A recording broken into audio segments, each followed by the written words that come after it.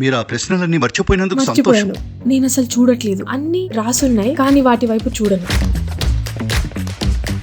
మనం జీవించడం లేదు. ఈ వేగం మనల్ని దాటిపోతున్నట్టు మీకు అనిపిస్తుందా? శ్వాస తీసుకోవడం లేదని మీకు అనిపిస్తుందా? వాళ్ళు ఊపిరి తీసుకుంటున్నారనే అనుకుంటున్నా, లేకపోతే ఇంకెక్కడో ఉండేవారు.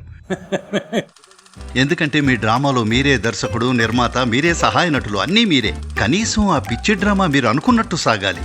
క్షమించండి, పక్కదారి పడుతున్నాను. పర్లేదు, ఇది సంభాషణ. మీకు ఇష్టం వచ్చిన చోటికి వెళ్ళొచ్చు. నిద్రలోకి జారుకునే ముందు మీ మనసులోకి వచ్చే చివరి ఆలోచన ఏంటి? అందరూ వచ్చి అడుగుతూ ఉంటారు, సద్గురు ఎలా నిద్రపోవాలి అని. నేను మీరు నిద్ర కూడా పోలేకపోతే జీవితంలో ఇంకేం చేయగలరు? నిద్రపోవడమే అన్నిటికంటే సులువైంది. అయితే ఇది ప్రపంచంలో ఒక తీవ్రమైన సమస్యగా మారిపోయింది. నేను పడుకునేటప్పుడు, అది ఎప్పుడైనా కావచ్చు, నేను నిద్రపోను, శవంలా పడిపోతాను. కొన్నిసార్లు కలలను నెరవేర్చుకోవడం అంటే విజయాన్ని సాధించడం, కానీ చాలా సార్లు వైఫల్యాలు కూడా నా ఎదురవుతాయి. వైఫల్యాల గురించి కూడా మాట్లాడదాం. దయచేసి మాట్లాడండి. ఒకసారి మా నాన్న నన్ను తల్లిగా ఎలా అనిపిస్తుంది అని అడిగారు. నేను ఇది ఆనందం ఇంకా ఆందోళనల కలయిక అని అన్నాను. ఆందోళన పడే పేరెంట్ మంచి పేరెంట్ కాదు. నాకు అమ్మాయి పుట్టినందుకు చాలా సంతోషపడ్డాను, అబ్బాయి కాకుండా. ఎందుకంటే నా 10 ఏళ్ల వయసులో నేను రకరకాల పనులు చేసేవాణ్ణి. ఒకవేళ నా బిడ్డ ఇలా చేస్తే ఎలా ఎదుర్కోగలను అనుకున్నాను. అదృష్టవశాత్తు అమ్మాయి పుట్టింది. తను అదేమీ చేయలేదు.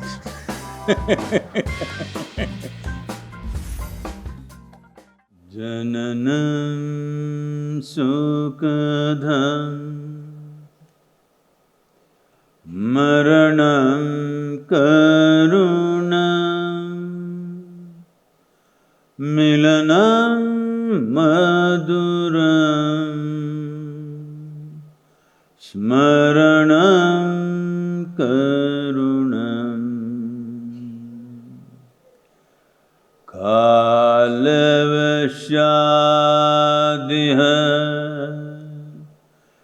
సకలం కరుణం సమయాధిపతే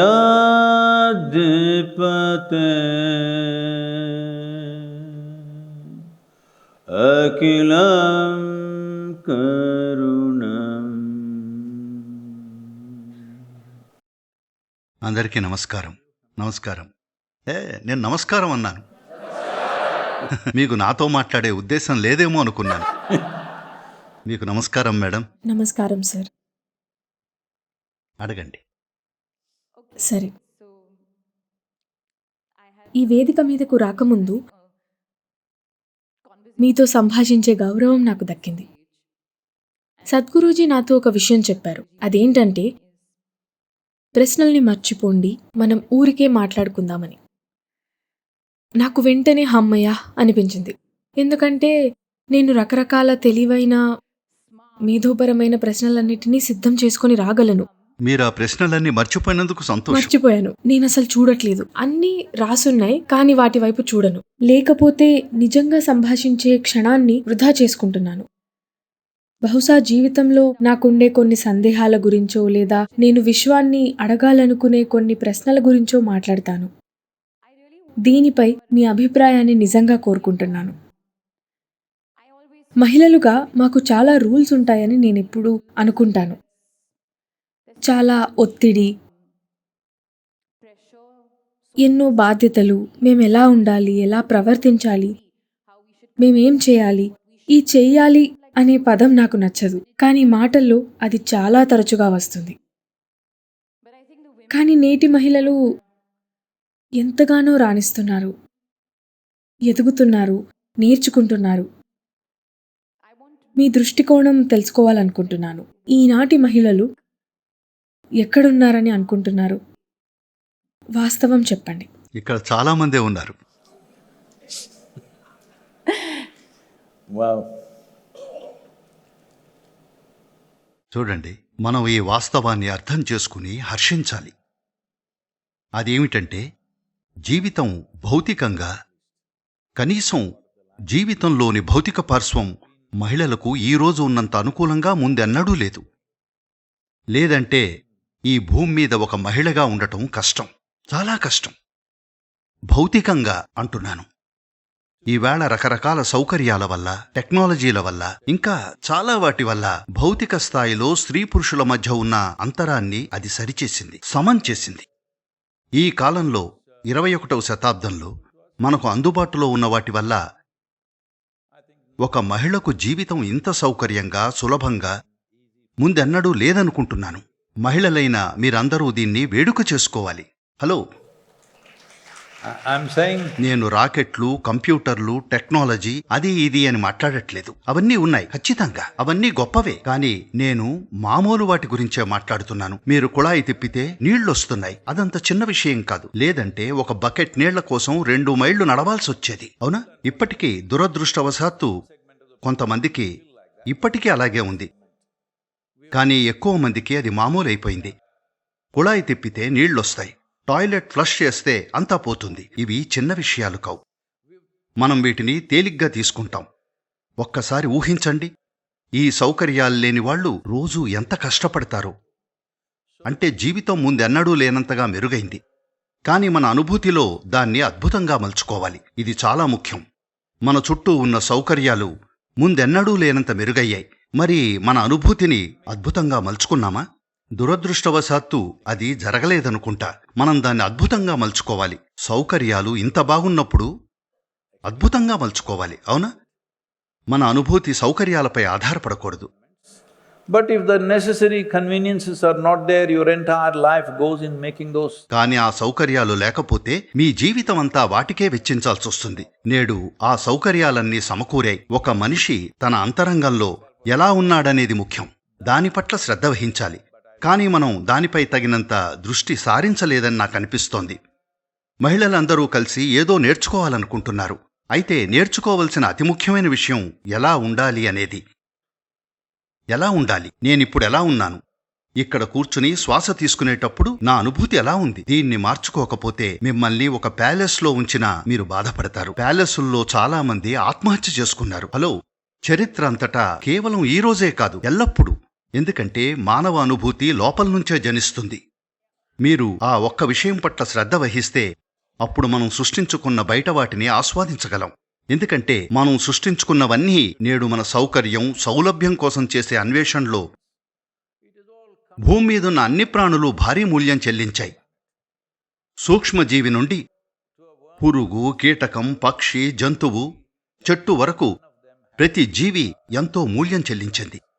ఈ హాల్ కట్టడానికే మన జీవితాలకు ఆధారమైన పురుగులు, కీటకాలు, ఇంకా ఇతర జీవుల ఊచకోత జరిగింది. మరి మనం ఈ భూమిని ఇలా తగలెడుతున్నప్పుడు కనీసం అది భోగిమంటలా సంబరం కావాలి, చితిమంట కాదు. ఎందుకంటే చాలా మందిని చూస్తే వాళ్ళు రోడ్డు మీద ఎలా వెళ్తున్నారంటే అంత్యక్రియలకు వెళ్తున్నట్టుగా ఉంటుంది. తమ డ్రీమ్ కార్ నడుపుతున్నా వాళ్ళు ఆనందంగా నడపడం నేను చూడలేదు. అదేదో దొంగిలించిన కారైతే తప్ప. చాలా మంది చూశారా అలా విసుగ్గా తమ డ్రీమ్ కారులో కూర్చుని, ఒకవేళ చెన్నై ట్రాఫిక్ మిమ్మల్ని ఆపి మీ డ్రీమ్ కారుని మరి కాసేపు ఆస్వాదించేలా చేస్తే మీకు చిర్రెత్తి టాపు లేపుతారు. కాబట్టి నేననేది ఇది మారాలి. సౌకర్యాలు భౌతికంగా ముందెన్నడూ ఇంత బాగా లేవు. మిగతాది కూడా మనం అద్భుతంగా మలుచుకోవాలి, అవునా? And I just want to take off from that a little bit. You said we should. అక్కడి నుండే నేను ఇంకొంచెం కొనసాగించాలనుకుంటున్నాను. మీరు అన్నారు మనం మహిళలే కాదు అందరూ ఎలా ఉండాలో నేర్చుకోవాలని. అందరూ మూసలో పరిగెడుతున్నాం. ఇంకా నిజం చెప్పాలంటే పరిగెడుతున్నప్పుడు శ్వాస తీసుకోవడం లేదని మీకు అనిపిస్తుందా? మనం జీవించడం లేదు. ఈ వేగం మనల్ని దాటిపోతున్నట్టు మీకు అనిపిస్తుందా? అది యువతైనా, పెద్దలైనా, లేదా నాకు తెలీదు. నిరంతరం మనల్ని మనమే పోటీలో పెట్టుకుంటున్నామా? ఊపిరి తీసుకోవడం కూడా మనం మర్చిపోతున్నామా? వాళ్ళు ఊపిరి తీసుకుంటున్నారనే అనుకుంటున్నా, లేకపోతే ఇంకెక్కడో ఉండేవారు. మీరు చెప్పేది నాకు అర్థమైంది. వాళ్ళు తమ శ్వాసని ఆస్వాదించడం లేదు, ఖచ్చితంగా ఆస్వాదించడం లేదు. ఎందుకంటే చాలా మందికి వాళ్ళు శ్వాస తీసుకుంటున్నట్లు కూడా తెలియదు. డాక్టర్ పరీక్షించి వాళ్ళు శ్వాస తీసుకుంటున్నారో లేదో చూడాలి. ఇది ఎందుకంటే ప్రాథమికంగా మీకు జీవితం పట్ల సరియైన ధ్యాస లేనందువల్లే. మీ ధ్యాసంతా మీ మానసిక చెత్తపైనే ఉంది. మీ తల్లోని ఆ చెత్తే జీవితం అనుకుంటున్నారు. అది జీవితం కాదు, అది మీ డ్రామా. మీకు మీ డ్రామాని ఎలా నడపాలో తెలియనప్పుడు ఇక జీవితాన్ని ఎలా సాగించాలో ఎలా తెలుస్తుంది? ఎందుకంటే మీ డ్రామాలో మీరే దర్శకుడు, నిర్మాత, మీరే సహాయ నటులు, అన్నీ మీరే. కనీసం ఆ పిచ్చి డ్రామా మీరు అనుకున్నట్టు సాగాలి. బయట ప్రపంచంలోకి వెళ్ళినప్పుడు మీరొకటి చేస్తారు, నేనొకటి చేస్తాను. నాకు నచ్చంది మీరు చెయ్యొచ్చు, నాకు నచ్చంది అతను చెయ్యొచ్చు. 1000 మంది ఉంటే వాళ్ళందరూ బయట ఏవేవో చేస్తారు. కానీ మీ లోపల మీ డ్రామా మీకు నచ్చినట్టు జరగకపోతే మీరు చెత్త నటులు, చెత్త నిర్మాత, చెత్త దర్శకుడు, అన్నీ చెత్త. దాన్ని సరిదిద్దుకునే సమయం వచ్చింది. అవునా? కనీసం మీ డ్రామా, కనీసం మీ కలైనా బాగా జరగాలి. నేను అది ఖచ్చితంగా చెప్పగలను. కొన్ని రోజులు ఒకింత ఉత్సాహంతో మేల్కుంటాను. అప్పుడు అద్భుతంగా అనిపిస్తుంది. అయితే మరికొన్ని రోజులు ఎలా అనిపిస్తుంది? ఓ, ఆ రోజే కదా సూర్యుడు ప్రత్యేకంగా ఉదయిస్తాడు. అదే నాకు సూర్యుడు ఎప్పుడూ ప్రకాశిస్తూనే ఉంటాడు. జీవితాన్ని నేను అలా చూడడానికే ఇష్టపడతాను. అవును, సూర్యుడు ప్రకాశిస్తున్నాడు. మేఘాలు అడ్డు వచ్చినా సూర్యుడు తిరిగి వచ్చినప్పుడు వెలుగు విలువ తెలుస్తుంది కదా. అందుకే నేను జీవితాన్ని అలా చూడడానికే ఇష్టపడతాను. కానీ నేను నా అనుభవం నుండి, ఈ రోజు నేనున్న స్థితి నుండి మాట్లాడుతున్నాను. నేను 3.5 ఏళ్ల పాపకి తల్లిని. ఆమె నా జీవితానందం. కానీ నేనెప్పుడూ చాలా ఆందోళనగా ఉంటాను. ఒకసారి మా నాన్న నన్ను తల్లిగా ఎలా అనిపిస్తుంది అని అడిగారు. నేను ఇది ఆనందం ఇంకా ఆందోళనల కలయిక అని అన్నాను. నేను మంచి తల్లిగా ఉంటున్నానో లేదో అని ఎప్పుడూ ఆందోళన పడుతుంటాను. నేను మంచి తల్లిగా ఉన్నానా? నేను సరైనవి చెబుతున్నానా? నాకు లేదా ఏ తల్లిదండ్రులకైనా మీరిచ్చే సలహా ఏమిటి? ఎందుకంటే పిల్లలు చాలా అద్భుతంగా ఉంటారు, చాలా ఆసక్తితో ఉంటారు, జీవితంతో తొణికిసలాడుతూ ఉంటారు, మాట్లాడుతుంటారు. కానీ వాళ్ళు జీవితం మన ద్వారా నేర్చుకుంటారు, కనీసం మొదట్లో. ఆ తర్వాత వాళ్ళంతట వాళ్ళే. అయితే తాము మంచి పేరెంట్స్ గా ఉన్నామా లేదా అని ఆందోళన పడే వాళ్ళకి మీరిచ్చే సలహా ఏమిటి? ఆందోళన పడే పేరెంటు మంచి పేరెంట్ కాదు. దాని నుండి ఆందోళన తీసేయగలరని నేను అనుకోను. మీరు అది ఒప్పుకుంటారు? లేదు లేదు లేదు, ఆగండి, చెప్తాను. నాకు అమ్మాయి పుట్టినందుకు చాలా సంతోషపడ్డాను, అబ్బాయి కాకుండా. ఎందుకంటే నా 10 ఏళ్ల వయసులో నేను రకరకాల పనులు చేసేవాణ్ణి. ఒకవేళ నా బిడ్డ ఇలా చేస్తే ఎలా నిభాయించగలను అనుకున్నాను. అదృష్టవశాత్తు అమ్మాయి పుట్టింది. తను అవేమీ చేయలేదు. నేను చాలా పిచ్చి పనులు చేశాను. అవి చాలా ప్రమాదకరమైనవి. కానీ అవి చేయకుండా నన్ను ఆపలేకపోయారు. అందుకే జీవితాన్ని అలా చూడాలనుకుంటాను అని మీరన్నారే, దాన్ని మీరు తీసేయాలి. The most important thing about life is to see it just the way it is. జీవితంలో అత్యంత ముఖ్యమైంది ఉన్నది ఉన్నట్లుగా చూడటం. నాలాగా కాదు, మీలాగా కాదు, ఇంకెవరిలాగానో కాదు. ఇదే సమస్య. ఈ హాల్లో 1000 ప్రపంచాలున్నాయి. ప్రతి ఒక్కరి తలలో తమదైన ప్రపంచం. ఎప్పుడో ఒకప్పుడు అవి ఒకదానికోటి ఢీకొంటాయి. మనం జీవితాన్ని ఉన్నది ఉన్నట్లుగా చూడటం చాలా ముఖ్యం. జీవితాన్ని ఉన్నది ఉన్నట్లుగా చూస్తేనే జీవితంలో సునాయాసంగా ముందుకు సాగుతారు. నేను నా పద్ధతిలోనే చూస్తే మీ గోడను ఢీకొంటాను, మీరు మీ పద్ధతిలో చూస్తే నా గోడల్ని ఢీకొంటారు. లేదు, మనం దాన్ని ఉన్నది ఉన్నట్లుగా చూడాలి. మనకు కళ్ళున్నది దేనికో కాదు, అక్కడ ఏముందో చూడటానికే. హలో, అంటే ఉన్నది ఉన్నట్టుగా తీసుకోమంటారు? లేదు లేదు, దానికో వేదాంతం అంటగట్టద్దు. ఇదొక సజీవ ప్రక్రియ. అంటే చూస్తే అక్కడ ఏముందో అదే చూడాలి. మీరిలా అనుకోకూడదు, ఓ వాళ్ళు గొప్పోళ్ళు, వాళ్ళు అందంగా ఉన్నారు, వాళ్ళు మంచివాళ్ళు, వీళ్ళు చెడ్డవాళ్ళు, వాళ్ళు అసహ్యంగా ఉన్నారు అని. లేదు, మీరు అక్కడ ఏముందో అది మాత్రమే చూడాలి. నేను చెప్పేది ఏమిటంటే, మీ కళ్ళు ఒక కెమెరా లాంటివనుకుందాం. కెమెరా అక్కడ ఉన్నదాన్ని క్యాప్చర్ చేయాలి, అంతేగాని దానంతటిదే ఫోటోషాప్ చేయకూడదు. ప్రస్తుతం మీ జ్ఞాపకాలతో కలుషితమయ్యారు కాబట్టి మీరు ఏది చూసినా దాన్ని మార్చేస్తారు. నా కోరిక ఏమిటంటే, నేను ఫిల్టర్ పెడతాను. ఇది అంతకన్నా ఎక్కువ. ఫిల్టర్ కేవలం రంగు మారుస్తుంది, మీరు రూపాన్ని అన్నిటినీ మార్చేయచ్చు. అయితే మరి నేను అడిగిన పిల్లల పెంపకం సలహా సంగతేంటి? చూడండి, మీకు బిడ్డ పుడితే మొదట ఏదో నేర్పించాలి అనే ఆలోచన మానేయండి. మీరు అద్భుతమైన వారని నాకు తెలుసు. కానీ మీరు, మీ 3.5 ఏళ్ల పాప ఇద్దరిలో ఆమె పేరేమిటి? రాహా. మీ ఇద్దరిలో ఎవరు ఎక్కువ ఆనందంగా ఉన్నారు? తను. మరి జీవితానికి ఆదర్శంగా ఎవరుండాలి? తను. ఇంకా మీరు నేర్పడానికే ఉంది. మీరే నేర్చుకోవాలి. మీరు గమనించాలి, ఒక బిడ్డ ఎలా ఉందో చూడాలి. ఎందుకంటే బిడ్డ జీవానికి మీకన్నా దగ్గరగా ఉంటుంది. కాబట్టి మీరు నాకు ఇచ్చే సలహా, మీరు ఆమెకు ఏ సలహా ఇవ్వద్దు, ఆమె నుండి దయచేసి మీరే తీసుకోండి. మీరే నేర్చుకోవాలి, లేదా జీవంగా ఎలా ఉండాలో నేర్చుకోవాలి. ఎందుకంటే తను పూర్తిగా జీవం, మీరు మెంటల్ కేస్. Yeah. లేదు లేదు, నేను మిమ్మల్ని అనట్లేదు. అవునవును, నిజమే కదా. ప్రతి మనిషి, ఖచ్చితంగా అవును, నేను పూర్తిగా ఒప్పుకుంటాను. వాళ్ళందరూ మానసిక సమస్యలున్న వాళ్లే. వాళ్ళు తమదైన ప్రపంచంలో ఉంటారు, తమ పద్ధతిలోనే చూస్తారు. మీరు మీ పద్ధతిలోనే చూస్తుంటే దాన్ని భ్రాంతి అంటారు, దాన్ని మానసిక రుగ్మత అంటారు. ప్రమాణాల ప్రకారం వెళితే, నిజంగా సరియైన ప్రమాణాల ప్రకారం నిజానికి 99% జనాభా ఆస్పత్రికి వెళ్ళాలి. తగినన్ని ఆస్పత్రులు లేవు కాబట్టి వాళ్ళని స్వేచ్ఛగా వదిలేస్తున్నాం. కానీ వాళ్ల బాల్యంలో 3.5 కూడా కాదు, 5, 6, 7 ఏళ్ల వరకు కూడా చాలామంది ఇలా ఉండేవారు, ఆనందంగా ఉప్పొంగేవారు. వాళ్ళని ఆపలేరు. పిల్లలున్న వాళ్లకు తెలుసు, వాళ్లను బాధ పెట్టాలంటే ఎంతో కష్టపడాల్సి వస్తుంది. ఇవాళ మిమ్మల్ని సంతోషపెట్టాలంటే ఎంతో కష్టపడాల్సి వస్తుంది.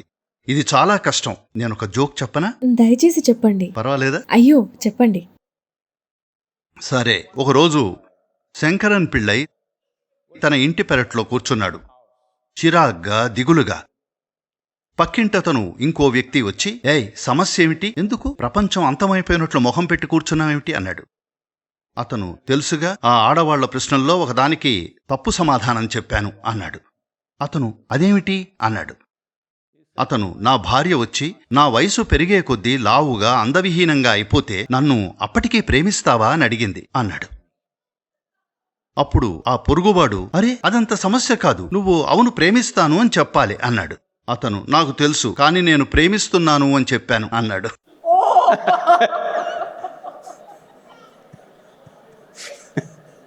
నేనిప్పుడు కొంచెం మనం జీవిస్తున్న ఈ యుగం అంటే ఇంటర్నెట్ యుగం వైపు మళ్ళుతున్నాను. ఎంతో సులువుగా ఏర్పరచుకునే అనేక రకరకాల అభిప్రాయాలపై మీ అభిప్రాయం ఏమిటో తెలుసుకోవాలని చాలా ఆసక్తిగా ఉంది. ఎవరి అభిప్రాయాలు నన్ను ప్రభావితం చేయలేదు. కొంతమంది మీరు దేవుడంటారు, అప్పుడు నేనేమీ పొంగిపోను. కొంతమంది నన్ను దెయ్యంలాగా భావిస్తారు, అలా అన్నారని చింతించను. ఎందుకంటే నేనే. నేను ఏం చేస్తున్నానో నాకు ఖచ్చితంగా తెలుసు. ప్రతి అడుగు, ప్రతి శ్వాస, ప్రతిదీ ఎరుకతోనే చేస్తాను. కాబట్టి నేను చేయాల్సింది నేను చేస్తాను. కానీ మిగతా వారందరికీ ఇది సమస్య. చూడండి, మొదట నేర్చుకోవాల్సిందేమిటంటే, ఇది అర్థం చేసుకోవడం చాలా కష్టం. ఎంతో క్రమశిక్షణ అవసరం ఈ స్థితికి రావడానికి. నేను మీతో ఇక్కడ కూర్చున్నప్పుడు, మీరు నాతో ఇక్కడ 20 ఏళ్ళు, 30 ఏళ్ళు, 40 ఏళ్ళు కూర్చున్నా సరే, నేను మీపై ఏ అభిప్రాయాన్ని ఏర్పరచుకోను. ఎందుకంటే అభిప్రాయం ఏర్పరచుకున్న క్షణం నా పని విఫలమైనట్టే. నా పని మానవ పరివర్తన. ఆలియా ఇలాంటిది అనంటే నా పనిని నేనే నాశనం చేసుకున్నట్టు. నా పని ఏమిటంటే మనుషుల్లో పరివర్తన తీసుకురావడం. వాళ్ళు ఎవరు, ఎక్కడి నుండొచ్చారు అనేది ముఖ్యం కాదు. వాళ్ళు సుముఖంగా ఉంటే తమని తాము పరివర్తన చేసుకోగలరు. కాబట్టి నన్ను నేను తీవ్రమైన క్రమశిక్షణలో పెట్టుకున్నాను. నాతో 30-40 ఏళ్లుగా ఉన్నవాళ్లు, ప్రతిరోజు నా చుట్టూ పనిచేసేవాళ్లు, వాళ్లపై నాకే అభిప్రాయం లేదు. వాళ్ళని చూసినప్పుడు ప్రస్తుతం ఎలా ఉన్నారో సరిగ్గా అలాగే చూస్తాను. దీనికి చాలా కృషి అవసరం. ఇది మీరందరూ తప్పక చెయ్యాలి. మీరు ఇతరుల్ని చూసినప్పుడు వాళ్ళు ఈ రోజు ఎలా ఉన్నారో అలా చూడాలి, నిన్న ఏం చేశారన్న దాన్ని బట్టి కాదు. ఈ మొత్తం ఇది చూడండి, చాలా కంపెనీలకి మేము ఇది మారుస్తున్నాం, వాళ్ళ పరిభాష మారుస్తున్నాం. ఏమిటది? హ్యూమన్ రిసోర్స్ కాదు, హ్యూమన్ రిసోర్స్ డిపార్ట్మెంట్. నేను ఆ పేరును మారుస్తున్నాను. మేము దాన్ని హ్యూమన్ పొటెన్షియల్ అంటున్నాం. ఎందుకంటే ఒక మనిషి అంటేనే ఒక అపారమైన సంభావ్యత. దాన్ని మీరు సంపూర్ణ స్థాయికి వికసింపజేయగలరా? చూడండి, నేను చెప్పేది ఇది మిమ్మల్ని తక్కువ చేయాలని కాదు. మీరు చాలా మంచి నటి. ఈ చెన్నైలోనే ఆలియా అయ్యేవాళ్లు 1000 మంది ఉండొచ్చు. కానీ వాళ్ళెప్పటికీ అలా కాలేకపోవచ్చు, ఎందుకంటే ఎవరూ దాన్ని ప్రోత్సహించలేదు. అలాగే వాళ్ళకి ఆ అవకాశం రాలేదు. Absolutely, yeah. That possibility does not get the needed nurture. ఆ సంభావ్యతకు కావలసిన పోషణ అందడం లేదు. అది ప్రతి రంగంలోనూ అంతే. ఈ ప్రపంచంలో మనం ఎవరమైనా సరే ఇలా ఉన్నామంటే దానికి కారణం సరి అయిన సమయంలో సరి అయినవి జరగడం వల్లే. మన శక్తి సామర్థ్యాలు మనకు ఉండనే ఉన్నాయి. అయినా మనం ఎలాంటి కాల పరిస్థితుల్లో ఉన్నామనేది కూడా ప్రభావం చూపుతుంది. 1000 ఏళ్ల క్రితం మీరిక్కడ ఉండుంటే మీరు నటి అయ్యుండేవారు కాదు, మీరు ఇంకేదో అయ్యుండేవారు. నేననేది మనల్ని ఎన్నో పోషిస్తాయి. ఆ పోషణను మనం ప్రతి మనిషికి అందించగలిగితే దాన్నే సమాన అవకాశం అంటారు కదా. మనం ఎప్పటికీ సమానత్వం తీసుకురాలేం, కానీ అందరికీ సమాన అవకాశాలు కల్పించాలి. స్వీయ పరివర్తన అనేది ఆ అవకాశాన్ని కలిగిస్తుంది. ప్రస్తుతం మీరెవరైనా సరే కావాలనుకుంటే రేపు మీరు ఒక అద్భుతమైన మానవునిగా కాగలరు. అందుకే నా చుట్టూ ఉన్న ఎవరి పట్ల ఒక అభిప్రాయానికి రాను. వాళ్ళు నాకు 20, 30, 40 ఏళ్లుగా తెలిసినా కూడా ఎలాంటి అభిప్రాయం ఏర్పరచుకోను. దీనికి కొంత క్రమశిక్షణ అవసరం. ప్రతి ఒక్కరూ దీనిపై కృషి చెయ్యాలి. ఎందుకంటే మీరు ఒక అభిప్రాయానికి వచ్చిన క్షణం ఆ మనిషిని సమాధి చేసినట్టే. దాన్ని మూసేశారు. ఇక ఏ అవకాశమూ లేదు. మనిషి ఒక సంభావ్యత. మనిషి ఒక వనరు కాదు. వనరు అంటే దానికి కొన్ని గుణాలుంటాయి. దాన్ని ఒక పద్ధతిలో వాడుకోవచ్చు. సంభావ్యత అంటే దానికి పోషణ కావాలి. మీరు పోషించి చూడాలి అది ఎక్కడికి వెళ్తుందో. అదే జీవితంలో ఉండే ఉత్సాహం. మనుషులు ఒకలా చేస్తారు. వాళ్లతో పనిచేస్తే మీరే చూస్తారు. 3, 4, 5, 10 ఏళ్లలో వాళ్ళు అద్భుతంగా తయారవుతారు. అవును, దానిలోని అందం అదే. మీ ఇంట్లో మీకు తెలుసుగా, ఒక బిడ్డను పెంచడంలో ఉండే అందం అదే. ఎందుకంటే అదేమీ గొప్ప కాదు. 2 కణాలు, కేవలం 2 కణాలతో మొదలవుతుంది. ఈరోజు 3.5 ఏళ్లు, రేపేమిటో తెలీదు. కానీ ఈ రోజుల్లో ఎక్కడో మనం ఈ పోషణను పక్కన పెట్టేశామని అనిపించడం లేదా? పూర్వం మనకు ముఖ్యమైన వారి అభిప్రాయాలనే చాలా సీరియస్గా మనసులోకి తీసుకునేవాళ్ళం. ఎందుకంటే వాళ్ళు మనకు ముఖ్యం. ఇప్పుడు అన్ని రకాల వాళ్ళు ఆన్లైన్లో కామెంట్స్ చేస్తున్నారు. అవును.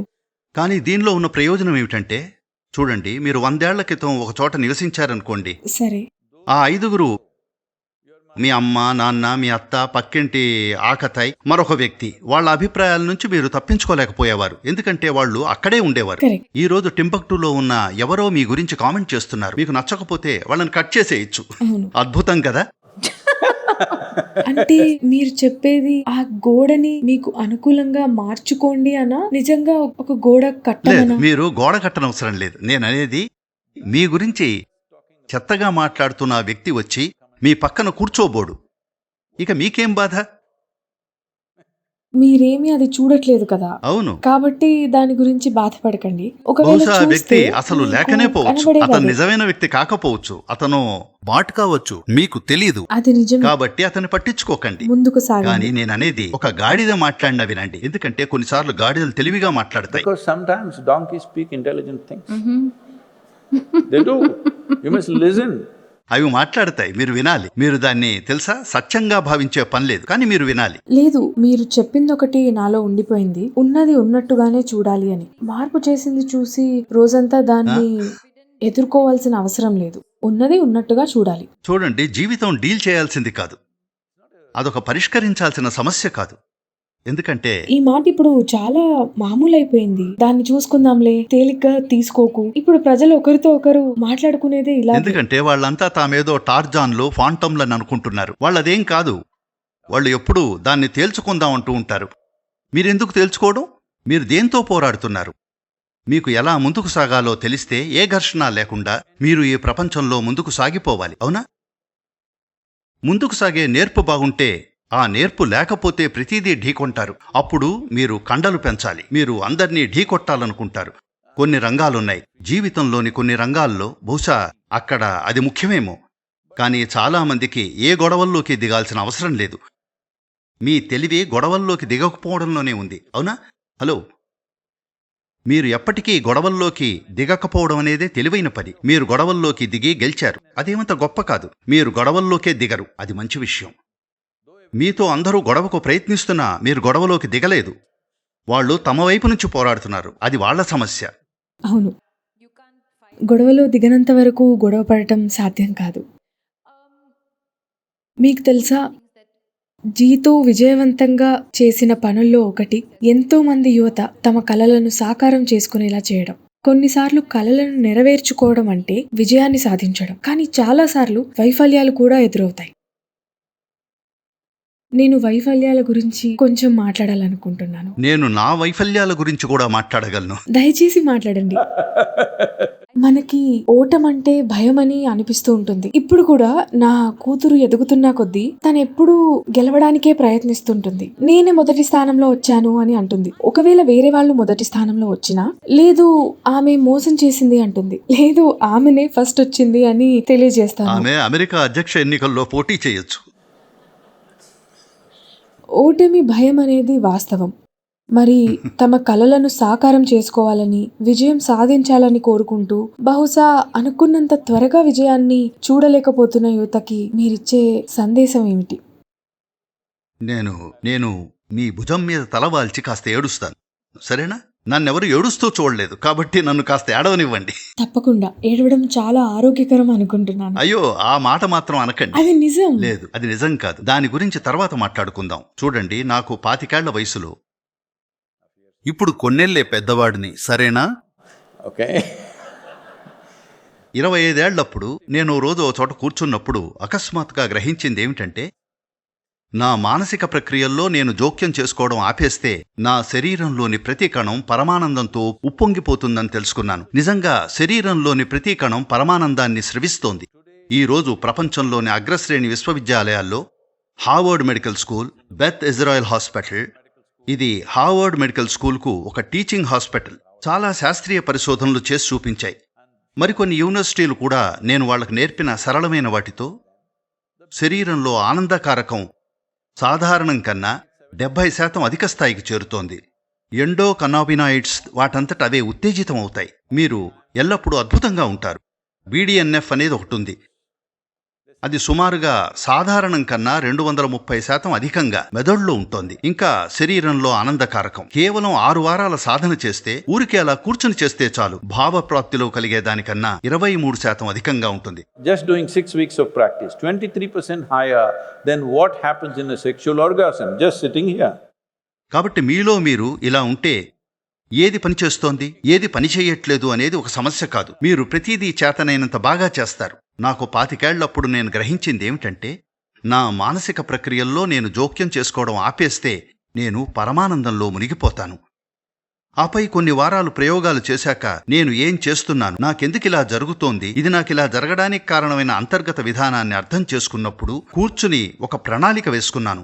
ఆ రోజుల్లో ప్రపంచ జనాభా 482 లేదా 484 కోట్లు. అప్పుడు నేను కూర్చుని భౌగోళికంగా ప్రపంచమంతటినీ దృష్టిలో ఉంచుకుని ఒక ప్రణాళిక వేసుకున్నాను. 2.5 సంవత్సరాల వ్యవధిలో మొత్తం ప్రపంచాన్నే ఆనందమయంగా మార్చాలని నిర్ణయించుకున్నాను. ఎందుకంటే ఆనందంగా ఉండాలని ఎవరు కోరుకోరు? ధర లేదు, ఖర్చు లేదు, డ్రింక్ లేదు, డ్రగ్ లేదు, కేవలం ఇక్కడ కూర్చుంటే చాలు, బూమ్, పరమానందంలో మునిగిపోతారు. దాన్ని ఎవరు కోరుకోరు? 2.5 సంవత్సరాల్లో ప్రపంచాన్నంతా ఆనందమయం చేస్తాననుకున్నాను. చూడండి, 43 సంవత్సరాలైంది. ఇంకా ఆ పనిలోనే ఉన్నాను. వారానికి 7 రోజులు, 365 రోజులు, రోజుకు 18-20 గంటలు ఆగకుండా పనిచేస్తూ, ఇంకా కొన్ని వేల మందిని ప్రతిరోజు అలా పనిచేయిస్తూ, అయినా కూడా ఈవేళ మేము 200 కోట్లకు పైగా ప్రజలకు చేరామని. కానీ నా దృష్టిలో అదే ప్రపంచం మొత్తం కాదు. ఇప్పుడు ప్రపంచ జనాభా 840 లేదా 850 కోట్లు. కాబట్టి నేను ఒక వైఫల్యంగానే చనిపోతానని నాకు తెలుసు. కానీ నేను ఆనందకరమైన వైఫల్యాన్ని, మీ అందరికీ నా ఆశీర్వాదం ఒకటే, మీరు ఆనందకరమైన వైఫల్యంగా ఉండండి. ఎందుకంటే చిన్న చిన్న లక్ష్యాలు పెట్టుకుని అది సాధించాను, ఇది సాధించాను అని చెప్పుకుంటారు. అరే, అదేం గొప్ప విషయం? మానవ సామర్థ్యం రీత్యా మీరు ఈ జీవితకాలంలో చేయలేని దాన్ని ఆలోచించాలి. మీరు ఈ జీవితకాలంలో సాధించలేని దాన్ని లక్ష్యంగా పెట్టుకోవాలి. మీరు కొన్ని అడుగులు వేస్తే తర్వాత తరం ఇంకొన్ని అడుగులు వేస్తుంది. కాబట్టి నా ఆశీర్వాదం ఇదే, మీరు ఆనందకరమైన వైఫల్యంగా ఉండండి. మీరు ఆనందంగా ఉంటే ఎవరు ఏమనుకుంటే మీకేం? కొంతమంది మీరు ఫెయిల్ అయ్యారని, మరి కొంతమంది సక్సెస్ అయ్యారని అనుకుంటారు. అది కాదు విషయం. మనందరం ఆనందకరమైన వైఫల్యాలుగా ఉందాం. అలా ఆలోచించడం చాలా గొప్ప విషయం. ఆనందకరమైన వైఫల్యాలుగా ఉందాం. ఎందుకంటే మనిషి కోరుకునేదానికి, ఊహించేదానికి, ఆకాంక్షించేదానికి అంతులే లేవు. మీరు 500 లేదా 1000 సంవత్సరాలు జీవించినా అవన్నీ పూర్తిగా నెరవేరవు. మీ మెదడు బఠానీ గింజంత అయితే తప్ప. ఒక యాదృష్టిక ప్రశ్న అడగండి. మీరు ఎన్ని గంటలు నిద్రపోతారు? దాదాపు 27-28 ఏళ్లుగా 2.5-3 గంటల నిద్రతోనే మేనేజ్ చేశాను. కానీ తెలుసుగా, 2 ఏళ్ల క్రితం నా తల 2 సార్లు పగిలింది. 2 సార్లు తల పగలగొట్టుకున్నాను. ఎమర్జెన్సీ సర్జరీలకు వెళ్ళాను. ఆ తర్వాత వాళ్ళు నాకు చాలా సెడేటివ్స్ ఇంకా ఏవేవో ఇచ్చారు. ఓ 4 నెలల పాటు. దాంతో నిద్ర అలవాటైపోయింది. ఇప్పుడు 4.5 గంటలు పడుకుంటున్నాను. 4-4.5 గంటలు ఆ రోజును బట్టి. అంతేనా? అంతేనా అంటే ఉద్దేశం ఏమిటి? 4.5 గంటలేనా అని. అది రోజులో 4వ వంతు. నేను 9 గంటలు నిద్రపోతాను. ఓ, లేదా 8 గంటలు. ఇక ఎప్పుడు జీవిస్తారు? మాకందరూ చెప్పేది ఇదే, బాగా నిద్రపోండి, విశ్రాంతి తీసుకోండి, ఇప్పుడే శరీరం తనని తాను బాగు చేసుకుంటుంది అని. అవునా? అందరూ లేదు, తలలెత్తుతున్నారు. లేదు. మాకు నేర్పించింది అదే. ముందు మీ శరీరాన్ని ఎందుకు పాడు చేసుకుంటున్నారు? ప్రజలు నన్ను అడుగుతూ ఉంటారు, మీరు రిలాక్స్ అవ్వడానికి ఏం చేస్తారు అని. నేను అసలు బిగుసుకుంటేనే కదా రిలాక్స్ అవ్వడానికి అంటాను. ఒత్తిడికి గురవడం ఎందుకు, మళ్ళీ దాని నుంచి బయటపడటం ఎందుకు? అయ్యో దేవుడా! కానీ అది నిజమే. మనం ఎందుకింత ఒత్తిడితో ఉంటున్నాం? మనం ఎప్పుడు ఒత్తిడిలోనే ఉంటున్నాం. సరే, నా విషయమే చెప్తాను. రోజు ముగిసిన సమయానికి బాగా అలసిపోతాను, నిద్రపోవాలనిపిస్తుంది. నిజానికి 8 గంటలు నిద్రపోయిన తర్వాత కూడా ఇంకా నిద్రపోవాలనిపిస్తుంది. కానీ లేవాల్సిందే కాబట్టి లేస్తాను. అంటే నాకు నిద్ర అంటే చాలా ఇష్టం. ఎవరికి నిద్ర అంటే ఇష్టం ఉండదు. ఎందుకంటే నిజంగా నిద్రపోతున్నప్పుడు మీరు అసలు ఉండరు. మరి దాంట్లో ప్రేమించడానికే ఉంది. మీరు మీ అస్తిత్వాన్ని ప్రేమించడం లేదన్నమాట. You may like the restfulness it creates for you. అది ఇచ్చే విశ్రాంతిని మీరు ఇష్టపడొచ్చు. కానీ నేను ఒక విధానం నేర్పిస్తాను. 15 నిమిషాలు కూర్చుంటే చాలు 3-4 గంటలు నిద్రపోయినట్టు అనిపిస్తుంది. అలాంటిది నేర్పిస్తే మీరు నేర్చుకుంటారా? ఓ తప్పకుండా. అంటే ఎవరికి నచ్చదు? మరి మీరంతా తమిళనాడులోనే ఉండి కూడా వచ్చి ఎందుకు నేర్చుకోలేదు? No, but మీరు ఏ టైం నుండి ఏ టైం వరకు నిద్రపోతారు? ఉదాహరణకి 12 నుండి 4 గంటల వరకా? ఇంకా సరే, ఒక చాలా బిజీ రోజున మీరేం చేస్తారు? క్షమించండి, నేను పక్కదారి పడతాను. పర్లేదు, ఇది సంభాషణే. మీరు ఎక్కడికైనా వెళ్ళొచ్చు. అంటే మీరు నిద్రపోయే ముందు ఏం చేస్తారో చెప్పగలరా? మీరు కళ్ళు మూసుకున్నప్పుడు నేను ఈ ప్రశ్న తరచుగా అడుగుతుంటాను. నిద్రలోకి జారుకునే ముందు మీ మనసులోకి వచ్చే చివరి ఆలోచన ఏంటి? ఆ ఆలోచన మీకు రెగ్యులర్గా వస్తుందా? అసలు ఆలోచనే ఉండదా? లేదా అది ఏంటో చెప్పండి. చూడండి, నేను మొదట్లో చెప్పబోయింది అదే. మీకు అభిప్రాయాలు లేనప్పుడు ఆలోచన కూడా ఉండదు. నిర్ధారణలో లేనప్పుడు చూడండి, ఇప్పుడు నేను మిమ్మల్ని చూస్తున్నాను, కేవలం మిమ్మల్ని చూస్తున్నాను. నేను ఆలియా భట్ ఇది అది అది అని ఆలోచించట్లేదు. లేదు, కేవలం మిమ్మల్ని చూస్తున్నాను అంతే. అయితే నాకు తెలుసు మీరు ఒక దృశ్యంలా మారుతూ ఉంటారని. కేవలం దాన్ని చూస్తున్నాను.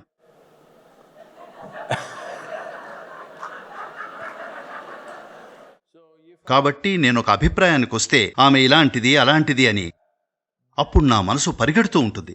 నేను ఏ అభిప్రాయం ఏర్పరచుకోను, ఉన్నది ఉన్నట్టు చూస్తుంటాను అంతే.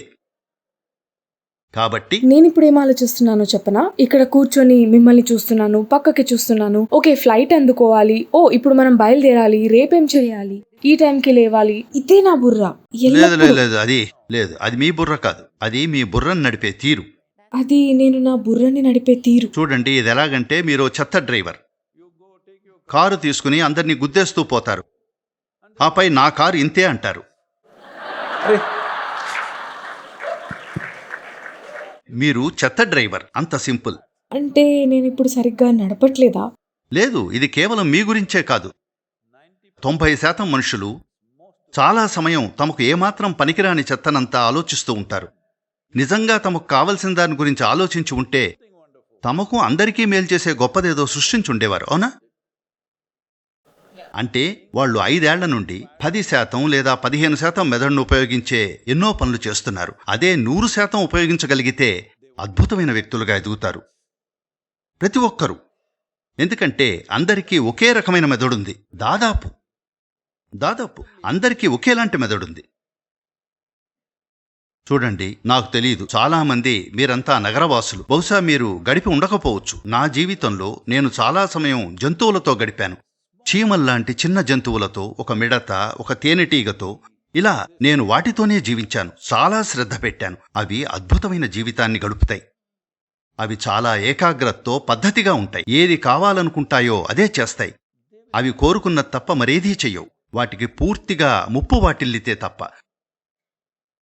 మనుషులు తాము కోరుకున్నది చేయడం లేదు. వాళ్ళకి వానపాము మెదడు ఉండుంటే అందరూ ప్రశాంతంగా ఉండేవాళ్లు. వాళ్లకు ఇంత పెద్ద మెదడు ఉండడంతో దానివల్ల సతమతమవుతున్నారు. కాబట్టి ప్రజలు మూర్ఖత్వంతో కాదు, తమ తెలివితేటల వల్లే సతమతమవుతున్నారు, అవునా? చెప్పండి, తెలివి పరిష్కారమా లేక సమస్య? తెలివి పరిష్కారంగా ఉండాలా లేక సమస్యగానా? పరిష్కారం. అలాగే ఉండాలి. కానీ ప్రతి ఒక్కరూ దాన్నే సమస్యగా మార్చుకుంటున్నారు. అందుకే సాయంత్రం అయ్యేసరికి అందరూ దాన్ని ఆల్కహాల్లోనో, డ్రగ్స్లోనో లేదా మరో దాంట్లోనో ముంచేస్తున్నారు. లేకపోతే అది వాళ్ళని పిచ్చెక్కించేస్తుంది. మీ తెలివి మీ జీవితాన్ని తీర్చిదిద్దాలి, నాశనం చేయకూడదు, అవునా? మనకున్న వాటిలో అదే గొప్పది. కానీ అది శత్రువుగా మారింది. చాలామంది మనుషులకు మనం మనసు అని పిలుచుకునే ఈ అద్భుతం ఒక బాధను ఉత్పత్తి చేసే యంత్రంగా మారింది. చెప్పండి, ఈ మానవ బాధలన్నీ ఎక్కడ తయారవుతున్నాయి? చెన్నైలోనా? హలో, మనిషి మనసులోనా? కాదా? హలో, అది మీ మనసులోనే తయారవుతోంది. దేనికి? మీ మనసు మీకోసం, మీ శ్రేయస్సు కోసం పనిచేయాలి. కానీ నిత్యం అది మిమ్మల్ని ఇబ్బంది పెడుతోంది. ప్రజలొచ్చి అడుగుతారు, మీరు 9 గంటలు నిద్రపోతారంటున్నారు. ప్రజలు వచ్చి, సద్గురు ఎలా నిద్రపోవాలి అని అడుగుతారు. నేను నిద్రపోవడం కూడా చేతకాకపోతే ఇక మీ జీవితంలో ఏం చేయగలరు అంటాను. నిద్రపోవడమే అత్యంత సులువైన పని. అది కూడా మీరు చేయలేరా? ఇది ప్రపంచంలో ఒక తీవ్రమైన సమస్య. ఒక డ్రింక్ లేదా డ్రగ్ లేదా టాబ్లెట్ లేదా మరేదో లేకుండా వాళ్ళు నిద్రపోలేరు. లేదు, ఒకటేమిటంటే మీరు మీ శరీరాన్ని తగినంతగా ఉపయోగించరు. నేను పడుకోవడానికి వెళ్ళినప్పుడు అది ఎప్పుడైనా సరే నేను నిద్రపోను, చచ్చినట్టు పడిపోతాను. ఎందుకంటే మీరు అవును, You're supposed… See, these are all things, your body, your brains, everything, it gets better with use. మీరు చూడండి, ఇవన్నీ మీ శరీరం, మీ మెదడు ప్రతిదీ వాడే కొద్దీ మెరుగవుతాయి. మీరు దీన్ని స్వర్గానికి వెళ్ళడానికి దాచుకుంటున్నారేమో. క్షమించండి, ఈ శరీరాన్ని అక్కడికి అనుమతించరు. స్వర్గంలో ఏముందో మీకు చెప్పనా? మీకు స్వర్గంలో ఏముందో తెలుసా? అవును. దయచేసి ఈ సంభాషణను ముగించడానికి అదొక గొప్ప మార్గం అనుకుంటున్నాను. స్వర్గంలో ఏముంది? చూడండి, హిందూ స్వర్గంలో ఆహారం చాలా బాగుంటుంది. ఆహారం బాగుంటుంది. అవును, అక్కడ అక్షయ పాత్ర ఉంటుంది. నలుడే స్వయంగా మీకు వండి పెడతాడు. రుచికరమైన భారతీయ భోజనం. మరో రకం స్వర్గంలో ఆ తెల్ల గౌన్లు వేసుకున్న కాళ్ళు లేని మహిళలు మేఘాల్లో తేలుతూ ఉంటారు. If you… మీకు అలాంటి వాతావరణం నచ్చితే అక్కడికి వెళ్ళొచ్చు. ఇంకో రకంలో కన్యల తతంగం ఉంటుంది. అక్కడికి వెళ్ళాలనుకుంటే, కోరుకునేది అదే అయితే అక్కడికి వెళ్ళొచ్చు. కానీ ఒకటేమిటంటే, మీరు చనిపోయినప్పుడు చూడండి, మొదట మీరు చావాలి. అవునా? హలో, స్వర్గానికి వెళ్ళాలంటే మీరు ముందు చావాలి. బతికుండగా ఎవరూ అక్కడికి వెళ్ళినట్టు వినుండరు. కాబట్టి మీరు చావాలి.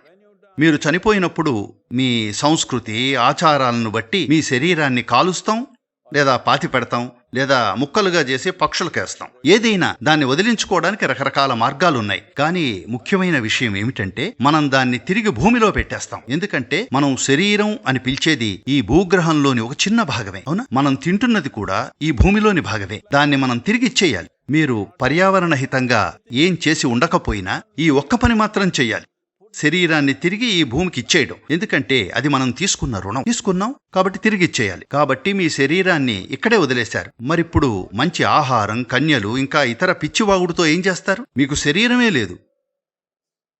హలో, అందుకే వాళ్ళు ఎప్పటికీ కన్యలుగానే ఉండిపోతారు. అలాగే అక్షయపాత్ర ఎప్పుడూ నిండుగానే ఉంటుంది. ఎందుకంటే ఎవరూ శరీరంతో వెళ్ళలేదు. ఆహారం వండిపెట్టి ఉంటుంది, అది ఎప్పుడూ నిండుగానే ఉంటుంది. తింటేనే కదా అది ఖాళీ అయ్యేది. నేను చెప్పేది ఏమిటంటే, మనల్ని మనమే చాలా మోసం చేసుకుంటున్నాం. వేల రకాలుగా మనకు మనమే అబద్ధాలు చెప్పుకుంటున్నాం. కాబట్టి మీ జీవితం గురించి మీరు చేయగల ఒకే ఒక్క విషయం, మీరందరూ చాలా వరకు జైన్లనుకుంటా,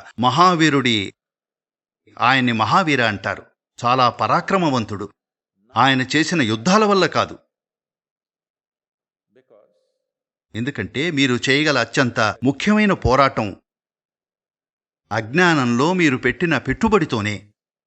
దాన్ని ఓడించడానికి చూడండి, నేను అందరినీ ఆనందభరితులుగా చెయ్యాలనుకున్నాను. ఎందుకంటే సమస్య ఏమిటి? ఎవరు మాత్రం ఆనందంగా ఉండటానికి ఇష్టపడరు. కానీ వాళ్ళు వాళ్ళ బాధల్లో పెట్టుబడి పెట్టిన తీరు చూస్తే, మీరు వాళ్లకు గొప్ప అవకాశం చూపించినా వాళ్ళు అటువైపు వెళ్లరు. నేను మిమ్మల్ని అడుగుతున్నాను,